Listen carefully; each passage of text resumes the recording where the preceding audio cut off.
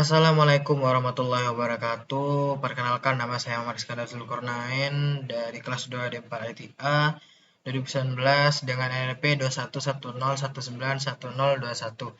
Nah, di sini saya akan melanjutkan project yang sudah saya lakukan kemarin. Jadi di sini kita melanjutkan tahapnya itu pada instalasi. Jadi di sini kita akan menginstal dalam untuk melanjutkan project kita. Nah, di sini untuk menginstal itu ada dua cara ya. Jadi yaitu yang pertama itu mengcopy dari template dan menggunakan Composer. Ya, ini recommended banget untuk yang menggunakan Composer karena merasa lebih mudah. Jadi perbedaannya jika menggunakan template itu harus mendownload template terlebih dahulu dalam website sehingga setelah ingin membuat project itu kita membuat baru dari template tersebut. Nah, sedangkan kalau kita menggunakan Composer, kita cukup hanya menggunakan Composer tersebut dan create project baru. Setelah itu maka semua yang berhubungan dari maka akan terdownload dari Composer tersebut. Nah, dari ini ada dua jenis template ya, yaitu basic template dan advanced template. Jadi perbedaannya ini untuk basic template itu hanya terdiri satu aplikasi saja, sedangkan yang advanced template itu terdiri dari dua aplikasi, yaitu front end dan back end. Nah, apa itu front end dan back end? Jadi di sini front end-nya itu untuk mengurus tampilannya gitu, mengurus UI-nya gitu. Sedangkan back end-nya itu untuk mengurus UX-nya, bagaimana project program tersebut itu berjalan. Nah, di sini dan di advanced template itu ada front end dan back end. Oke, kita masuk ke instalasinya. Nah, ini untuk yang instalasi basic ya. Nah, untuk yang basic sendiri itu kita juga bisa melakukan dua proses. Kita bisa melakukan template ya dari template Nah, jadi di sini kalau kita mendownload template ya seperti ini ya. Jadi apa? Kita bisa langsung mendownload templatenya di website sendiri. Nah, di sini juga kita mendownload. Setelah hasil mendownload kita ekstrak tersebut untuk lokasinya, habis itu kita kode rahasia untuk cookie validation key. Nah, selanjutnya itu instalasinya kita bisa dilanjutkan. Nah, untuk advance sendiri itu juga sama ya, sama seperti basic, kita bisa melalui template downloadnya dan mengekstrak hasilnya. Tapi kita juga bisa melakukan menggunakan Composer ya. Nah, ini juga cara menggunakan Composer. Nah, jadi di sini pertama kita install dulu Composernya. Jadi yang belum install bisa menginstalnya ini di http get composer ya. Misalnya get composer. Jadi ini kita bisa mendownloadnya di sini ya. Di sini saya udah mendownload komposernya, jadi tidak usah gitu. Langsung saya lanjutkan ke proses instalasi selanjutnya. Nah, setelah kita mendownload Get Composer, setelah kita download Composer dan menginstalnya, itu kita bisa langsung menginstalnya dengan Composer tersebut.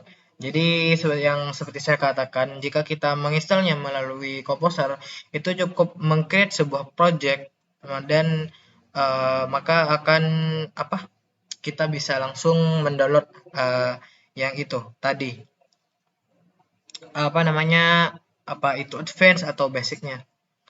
Oke, ini menginstal Composer. Jadi ini kalau setelah kita mendownload kita langsung bisa menginstalnya.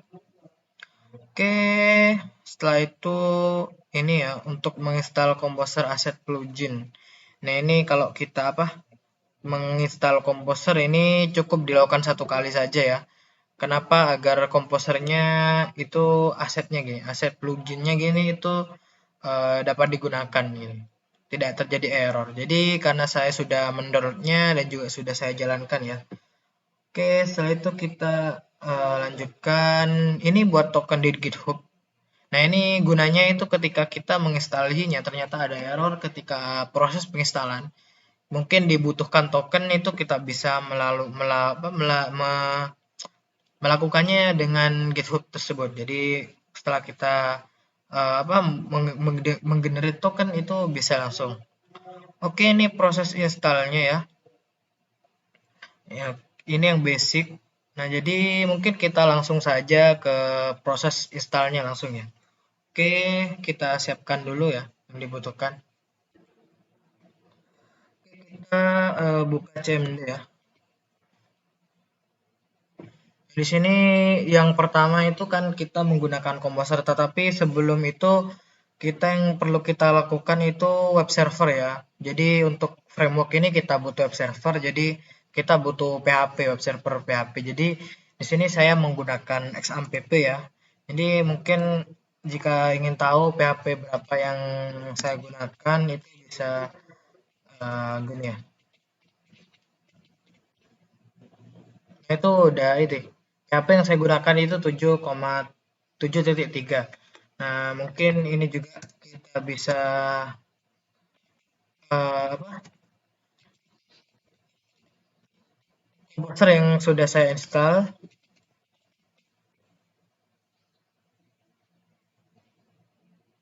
Nah, ini adalah komposer yang sudah saya install ya. Jadi hijau-hijau ini komposer. Oke, kita lanjut tahap selanjutnya. Nah, jadi untuk menginstal jadi di sini saya akan melakukan percobaan install yang advance ya. Jadi kenapa saya menggunakan yang advance? Karena lebih mudah ya. Karena ada front end dan back end-nya. Oke, sini ini kita kembali lagi ke atas. Bagaimana cara menginstal menggunakan Composer. Nah, ini untuk menginstalnya tentu kita ke directory ya. Jadi di sini saya udah membuat sebuah directory yang di XAMPP.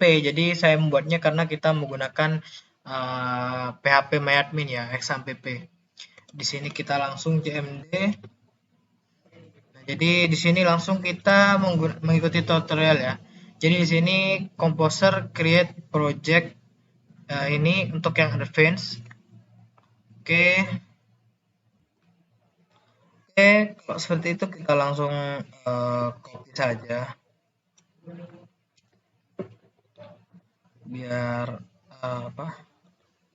lebih mudah. Di sini saya ubah nama projectnya menjadi MyMod.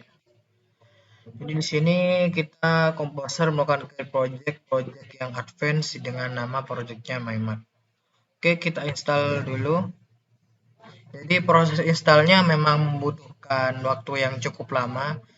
Oleh karena itu saya skip dulu untuk yang proses install ini sampai proses installnya sudah selesai untuk menghemat waktu juga. Oke, di sini prosesnya udah terinstall ya. Jadi di sini sudah ada project baru. Jadi kalau kita melihat ke directory kita, di sini udah ada MyMat. Itu project kita. Oke, setelah itu kita lihat dulu proses selanjutnya yaitu setelah kita membuat menginstal Y. Oke, ini setelah kita menginstal Y.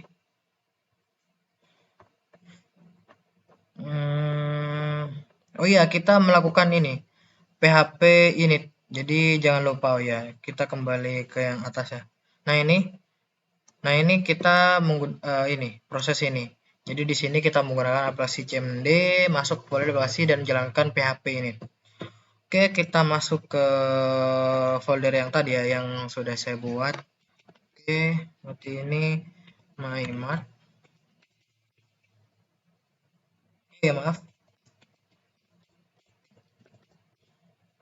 Oke, setelah itu kita PHP init.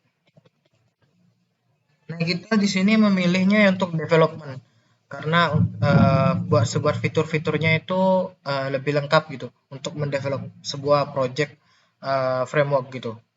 Oke, kita ambil development, kita ketik yes. Nah, ini yang sudah kita dapatkan ketika kita menggunakan development ada main lokal, jadi ada main lokal.php, test lokal.php gitu. Oke, setelah itu instalasinya udah selesai. Setelah itu kita ke proses selanjutnya. Nah, ini kita untuk mengecekkan apakah web server saya sudah jalan ya. Oke, sebelum itu kita jalankan dulu web servernya.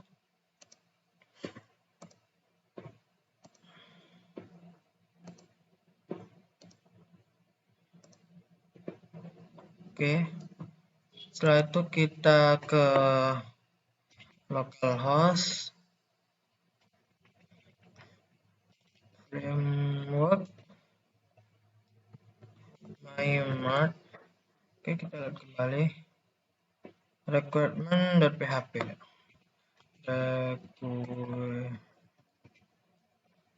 Requirement. Oke, kembali. Oke, apakah bisa? Nah, di sini sudah bisa ya. Jadi di sini apa? Ini menandakan bahwa PHP Y kita itu sudah terkoneksi dengan web server.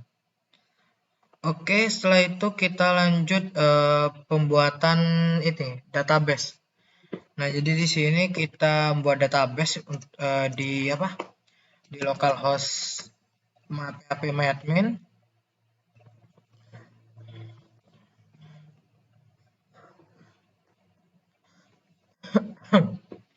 Oke, koneksi saya masih bermasalah.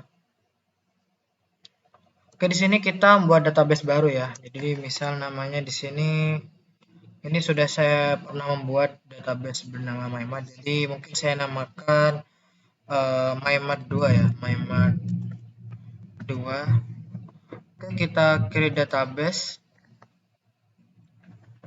Nah, setelah itu kita koneksikan ya tadi yang ini MyMart tadi. Jadi kita bukanya untuk Visual Studio mungkin. Oke, kita buka Visual Studio. Studio Code. Untuk mengkoneksikan database dengan I-nya. Oke, ini project saya yang sebelumnya, kita XX saja. Oke, sebentar saya skip dulu untuk menghemat waktu penskipan ini. Oke, di sini saya sudah membuka project saya. Nah, jadi gimana cara mengkonekkan sebuah database tadi di web server kita di PHP-admin dengan uh, aplikasi kita. Jadi di sini kita ke common. Jadi di sini ada configs, ada main local.php. Nah, di sini ada db ya, komponen db. Di sini ada db connection. Nah, di sini kita ganti db name-nya.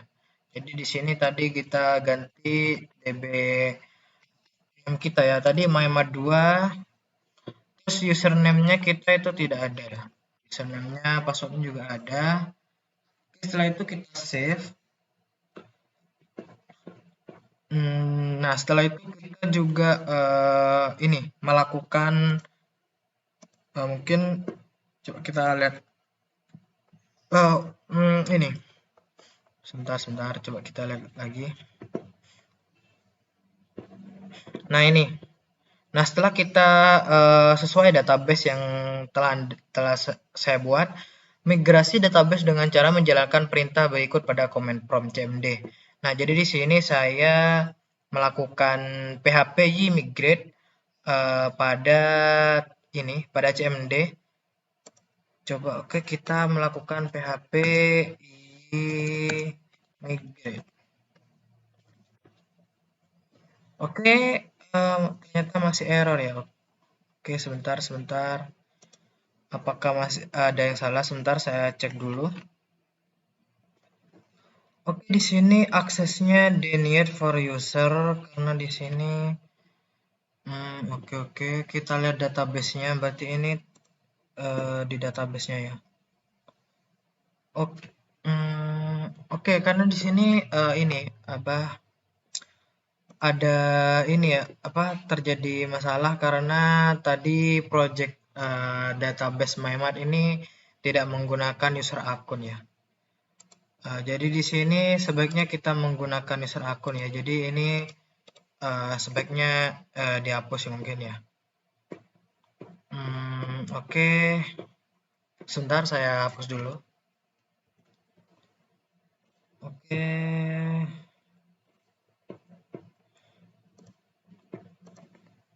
Oke, setelah itu kita membuat user akun aja ya, biar lebih aman gitu. Oh, ini ada error. Sebentar, sebentar. Oke, sebentar, sebentar. Oke, tadi saya sudah menemukan ya masalahnya kenapa. Jadi karena kita itu rootnya kan apa? Akun yang tidak memakai akun gitu, database-nya tidak memakai user akun. Jadi di sini kita harus membuat user akun terlebih dahulu ya. Di sini misal kita main MyMart gitu. Sini passwordnya juga MyMart. Di sini juga MyMart. MyMart. Ini juga kita centang supaya ke database-nya itu auto gitu ya. Habis itu kita go.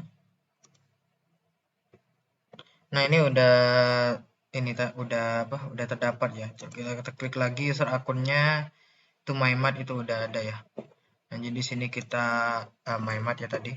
Nah, habis itu kita kembali ke codingannya ya. Di sini kita ubah ini MyMart ya. Ini juga MyMart. Ini juga MyMart. Hmm. Oke, setelah itu kita lakukan yang tadi ya. Yang tadi itu apa yang tadi ya? Melakukan ini PHPY migrate.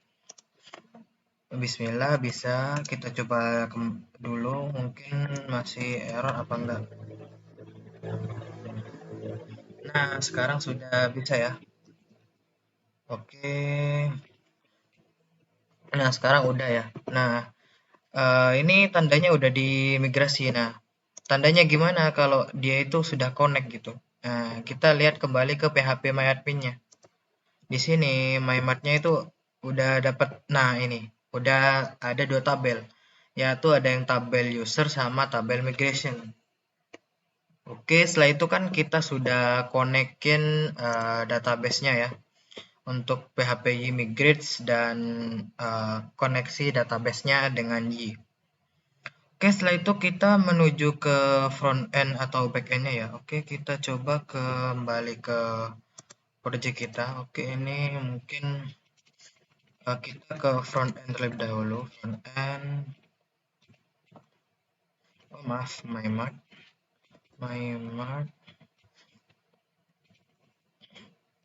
front end index.php. Wah, bentar. Sebenarnya saya salah ini. Front end, oh iya benar. Maaf, maaf, maaf. Oke, web. Hmm. Nah, ini kita sudah berhasil mengakses front end-nya. Oke, di sini ada login ya, ada sign up. Jadi di sini kita masih belum login karena di sini kita belum mempunyai username dari Y-nya. Jadi di sini kita untuk melakukan sebuah project atau development itu kita harus mempunyai akun terlebih dahulu ya. Jadi itu enaknya Y. Jadi sehingga apa akun yang lain atau user yang lain itu tidak bisa login gitu. Di sini ada sign up, login gitu. Itu berlaku juga untuk yang backend ya. Jadi ketika kita menuju backend, nah di sini juga harus login. Jadi tidak bisa nih. Jadi misal kita ngasih sembarangan nih. Jangan kita misalkan dadang gitu. Sini kita juga namakan dadang. Nah di sini login nih. Kita nggak bisa karena kita belum terdaftar di Y-nya. Oleh karena itu kita harus daftar terlebih dahulu di tadi di front end-nya. Oke, ini kita hapus dulu front end. Nah, di sini kita sign up ya. Sign up. Di sini kita daftar. Oke, username-nya Dadang ya. Dadang. Terus emailnya ini. Terus ini passwordnya juga Dadang gitu. Dadang. Oke, kita sign up. Oh, iya passwordnya harus ini ya. Kalau gitu kita main dadang, dadang gitu. Video dadang gitu. Oke, sign up. Nah, di sini, nah ini kita sudah terdaftar, tetapi kita harus verifikasi email dulu. Nah, itu enaknya jadi udah tersedia fitur emailnya. Jadi sebelum kita login itu kita harus mendaftar terlebih dahulu dan harus ada verifikasi emailnya. Nah, tetapi di sini untuk Y-nya sendiri itu belum ada ini, fitur emailnya sendiri. Oleh karena itu, kita bisa mengubah langsung di database-nya. Nah, kalau kita kembali ke user, tabel user, ini tabel MyMat, itu isinya ada dua ya. Ini ada user. Nah, di sini kan ini ada mana? Bentar, sebentar. Nah, ini di sini kan yang udah tadi yang terdaftar nih. Ini ada Dadang ya dengan email gini dengan passwordnya juga gini. Nah, udah daftar tapi dia tidak bisa login. Kenapa? Karena belum verifikasi email. Nah, gimana cara kita biar bisa mengubah emailnya biar terverifikasi? Nah, ini ada di status. Nah, ini kenapa statusnya 9 itu menandakan kalau dia itu masih belum verifikasi. Nah, biar kita bisa login dan verifikasi itu kita ubah menjadi 10. Oke, kita edit ya. Kita edit untuk yang verifikasi ini statusnya kita ubah 10 biar kita bisa ini. Bisa apa? Bisa login. Oke, kita save terlebih dahulu, kita lihat dulu perubahannya. Nah, di sini udah berubah ya, mana tadi udah berubah ya statusnya 10. Oke, kalau gitu kita coba langsung login nih. Login tadi ya, Dadang. Maksudnya dadang. Oke, kita login. Nah, sekarang udah bisa nih. Nih, Dadang ya, nih. Oke, jadi tadi untuk verifikasinya kita cukup ubah di database-nya saja ya, di database usernya. Oke, sekarang kita mengakses backend-nya. Backend. Nah, di sini harus login juga. Kita kan udah verifikasi tadi, kita udah punya akun apa? Akun IG-nya. Oke, kita login. Oke. Nah, sekarang kita udah bisa mengakses backend dan front end-nya. Oke, sekian untuk proses instalasi web framework Y ya. Jadi untuk next selanjutnya mungkin kita akan lebih mengembangkan bagaimana kita mengelola Y ini. Oke, mohon maaf bila ada kekurangan dan salah kata dari saya. Terima kasih. Saya Iskandar, undur diri. Wassalamualaikum warahmatullahi wabarakatuh.